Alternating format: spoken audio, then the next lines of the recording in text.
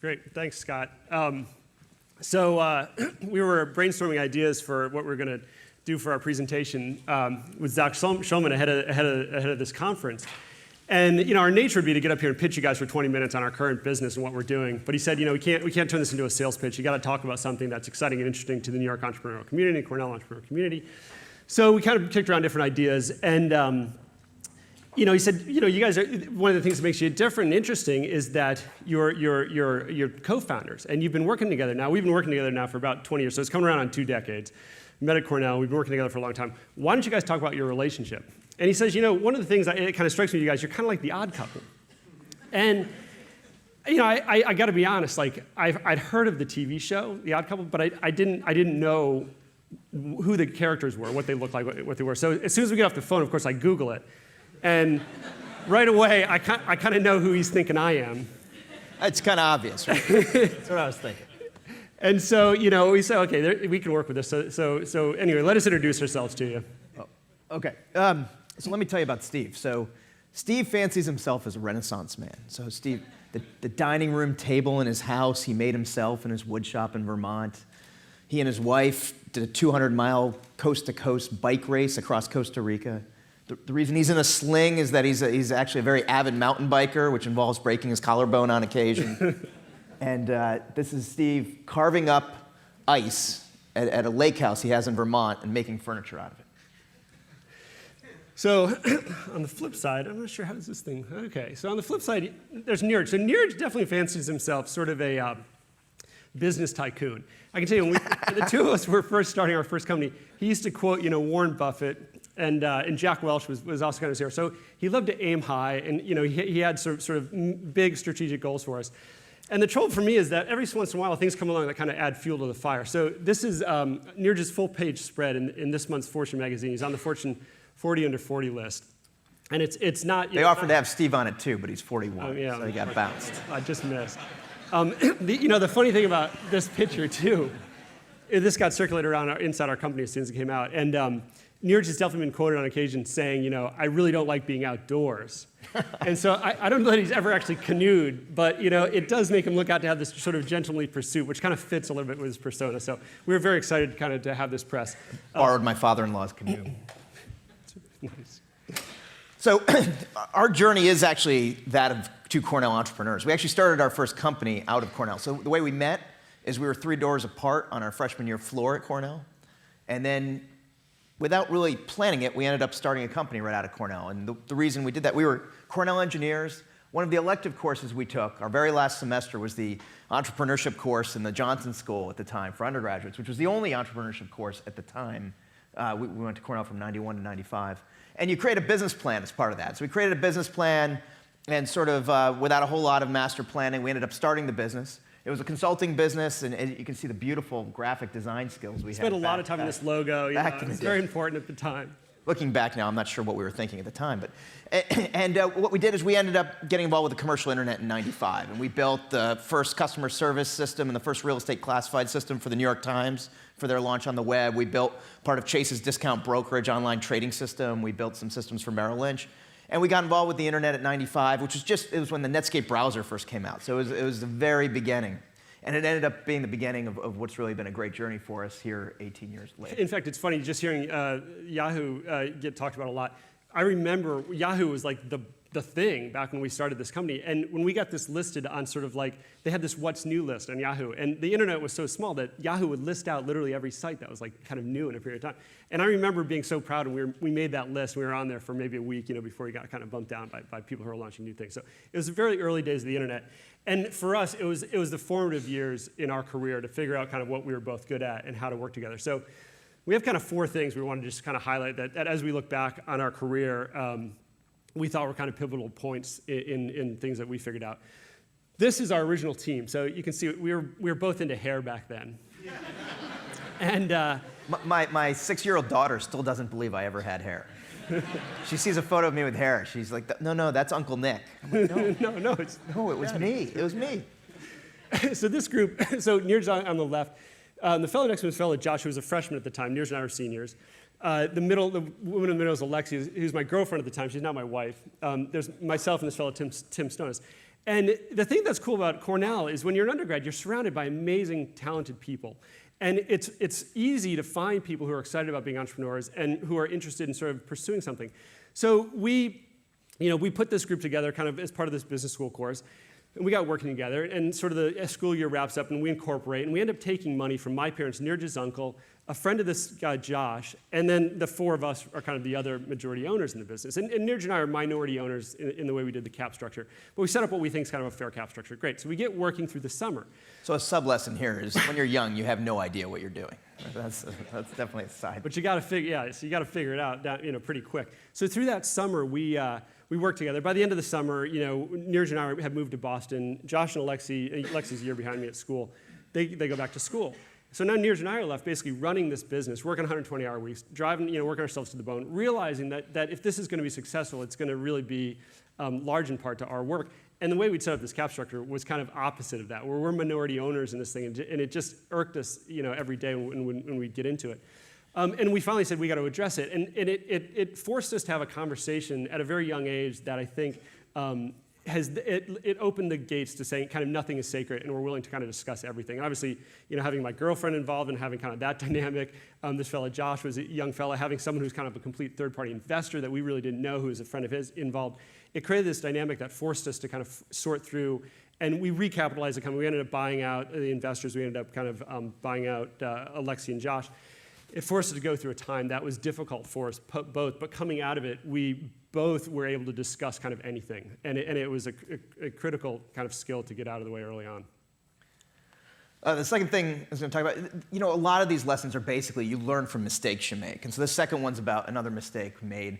And it's basically, we started our first business partnership. We were very young, right? We were just right out of Cornell. And so we really hadn't worked in another business setting yet in a full-time job. And so one of the things, though, we get into these disagreements. We'd be arguing about things. And, these arguments just turn into these fierce arguments, often about stupid things, right? And so one of the things that we got very good fortune at is that over the first couple years of working together, we actually figured out how to converse and how to sort things out. And that ended up being a really critical skill, because what you find is that a lot of business partnerships don't succeed.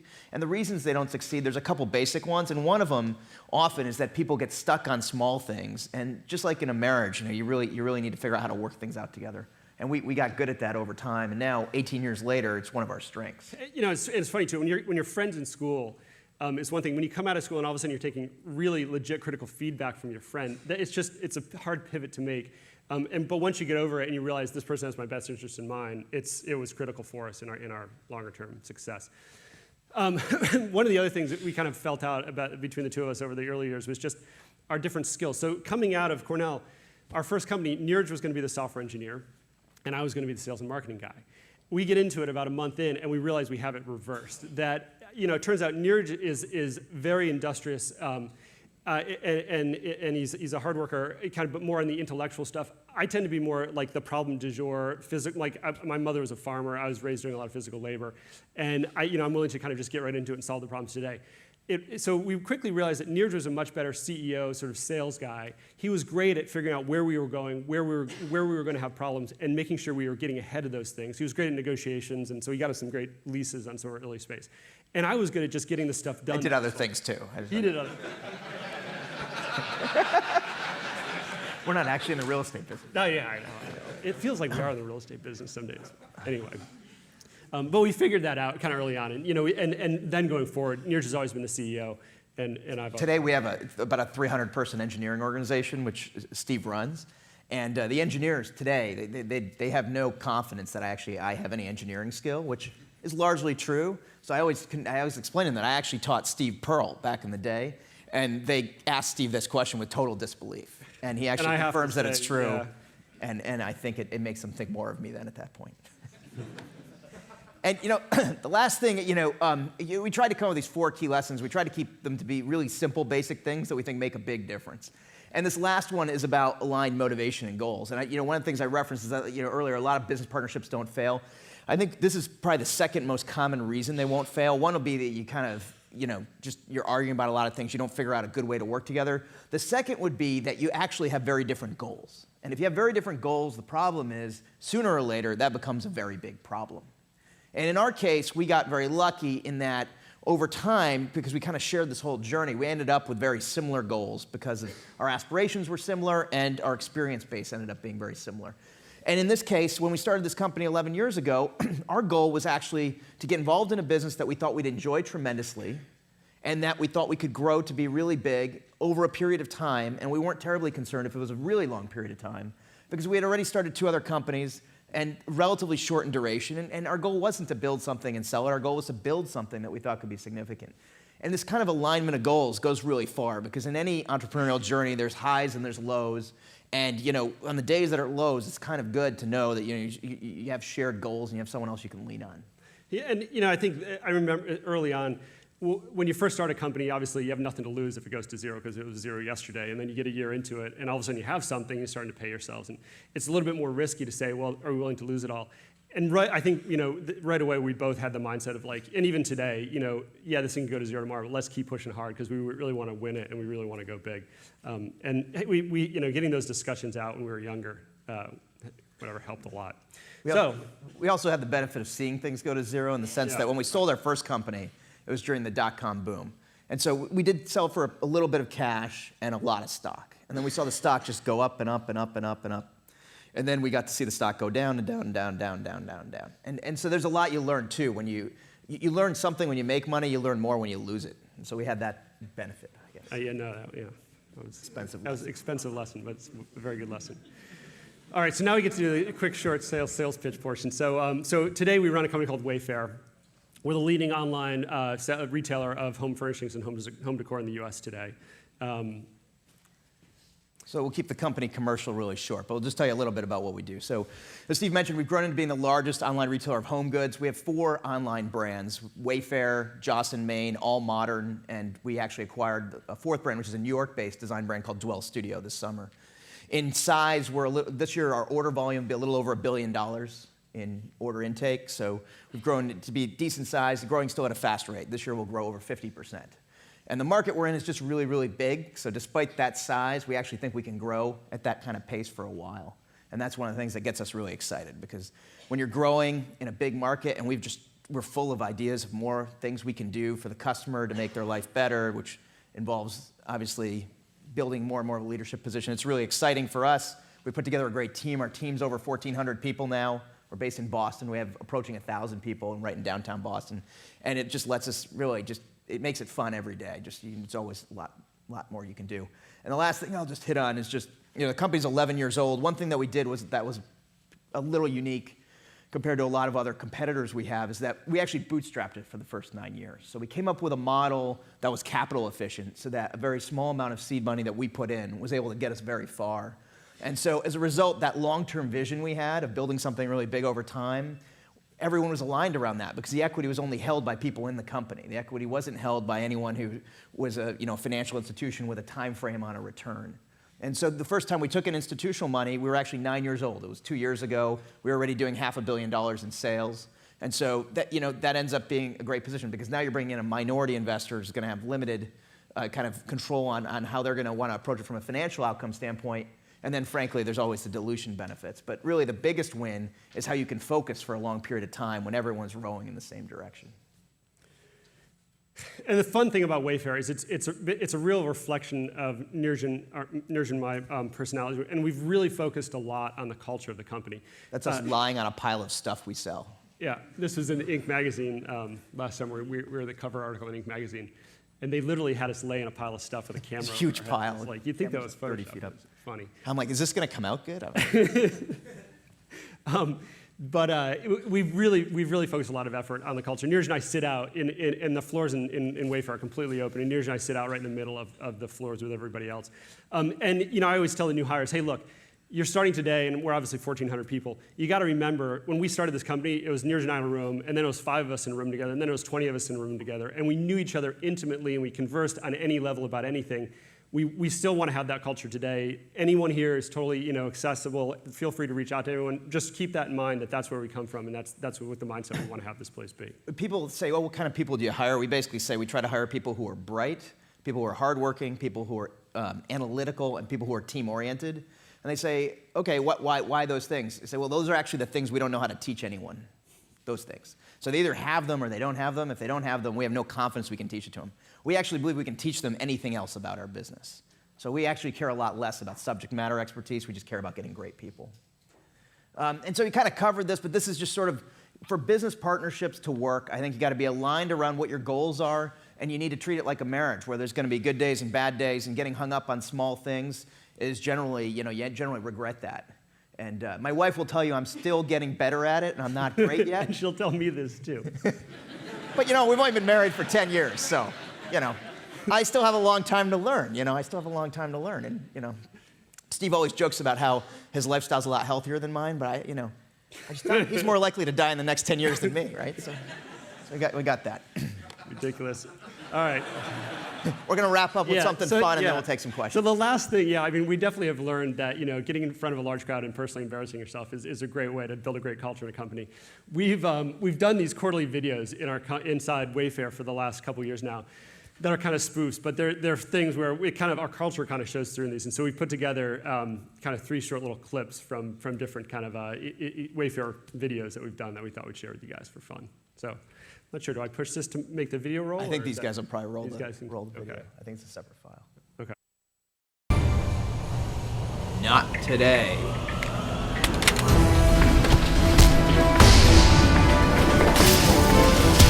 Selection can't save you now, Niraj.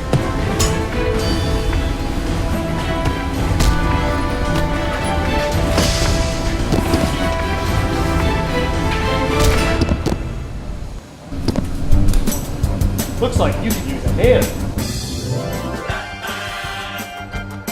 What the fuck? Don't worry, the 2 of us can. Oh, he hits really Say hard. goodbye to your server room, Steve. So, some potential investors call us up. Yeah, what's poppin'? Hello, Niraj. Yo, we got 2 warehouses, we got 2-day shipping. We're practically the best home furniture guy in the business. Tell them our engineers are the bomb. Sometimes they forget the most important part of our business. We got nightclubs, we got liquor, we got weight sets. Sir, you have yourself a That's how it's done. It's the most stressful time of the year. Standing in line waiting for the cashier. Can't find what you want, don't despair. You could be shopping on Wayfair. Want the best stuff for your holiday. Shopping all day leaves you no time to play. Rather stay home in your underwear. You could be shopping on Wayfair. Well, our great service shows that we care. Come check us out, we don't mind if you stare. Decking in your house like a millionaire. You could be shopping on Wayfair.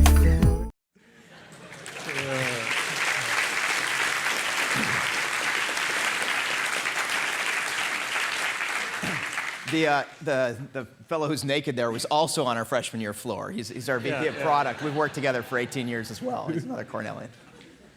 So, if we have time, maybe we take a few questions. Well, thank you guys. Thanks so much. Oh, and there's 7 or 8 videos on YouTube if you're interested later. You can check them out. If you want to waste time. The channel's called The Real Wayfair, I think. And you can actually see our television commercials as well if you want. So there are a bunch of questions that I saw on the social interwebs. And then here's one that, one person's asking here, okay, well, the inevitable Amazon question here. So what are your thoughts on outside pressure for, I don't know, was that Batman villain in the show, was that Amazon? Or, and how do you kind of think about outside pressure from competitors in your space? Yeah, so Amazon's obviously in physical goods e-commerce. Amazon's a huge force, right? And so that question comes up a lot. We actually think home is a pretty different category. The 2 categories that we think are sort of fairly distinct from a lot of categories where Amazon's great are home and apparel. Now, we don't sell apparel. We just focus on home. But home has this element where there's style and inspiration that play a big role. It's visually shopped. There aren't really brand names that you know when you think about furniture and decor and lighting. And frankly, there's an emotive piece to it that we think we're pretty good at. And then the last piece is selection. We offer a selection of 7 million items. And it's very hard to use Amazon's distribution model for the items we sell. And the example we always use is the paper towel market in the US is a $7 billion market with about 50 SKUs. The lighting market in the United States is a $7 billion market with about 500,000 SKUs, and everyone wants a different chandelier. We have 20,000. Yeah, so it's really a different business model.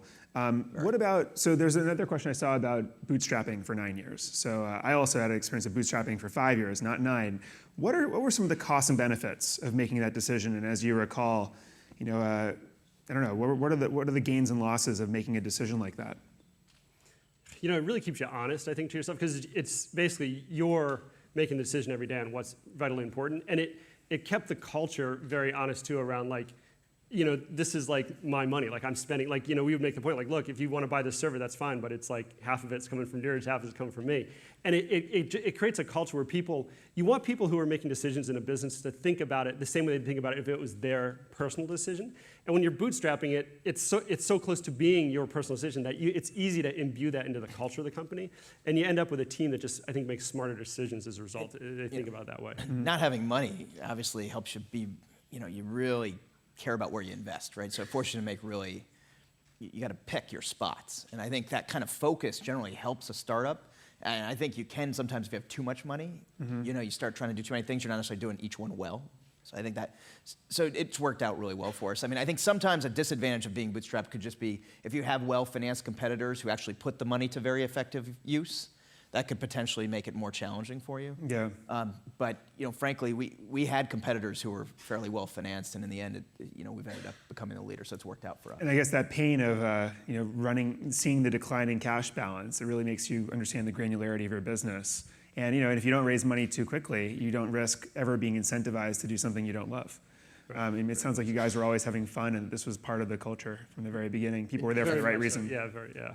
Yeah, it's very much a work hard, play too hard sometimes culture. Yeah. Can you play too hard? So another question here. How and when did you have that first conversation about establishing your company culture? Wayfair, itself. it was just like, I think it was just a given. Like, I remember getting into Wayfair. We had just come off of, we started a professional services business, which was like, it's a 100-hour-a-week plus job. Everyone's got your cell phone. If a client's having a problem, it's a major problem because you only have 3 of them. We then started a company that didn't do as well in the mobile phone space, got out of that business. When we started this business, we were very both deliberate around, we want a business that's going to be, we're going to be in this for a long time. It's going to be a marathon. We got to set it up in a way where we love coming into work, but we're both starting to get married, we're starting to have kids, and we want to have a culture that can come in, work 50 hours a week.